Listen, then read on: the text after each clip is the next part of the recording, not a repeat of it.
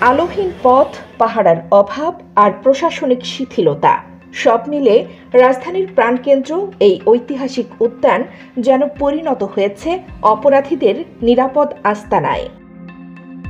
সোহরাওয়ার্দী উদ্যান একসময় ছিল রাজনৈতিক ইতিহাস আর মানুষের অবকাশ যাপনের নিরিবিলি স্থান, অথচ আজ এ উদ্যান ঘিরে একের পর এক অপরাধ ঘটেই যাচ্ছে। প্রতিদিন সন্ধ্যার পর এই বিশাল এলাকা পরিণত হয় অপরাধীদের অভয়ারণ্যে। ছিনতাই, মাদক কারবার, এমনকি খুনের মতো ঘটনাও ঘটছে একের পর এক।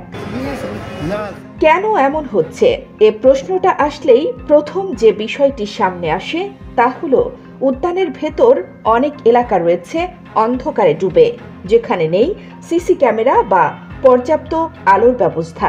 দ্বিতীয়ত, নিরাপত্তা টহল খুবই সীমিত, যার সুযোগ নিচ্ছে অপরাধীরা।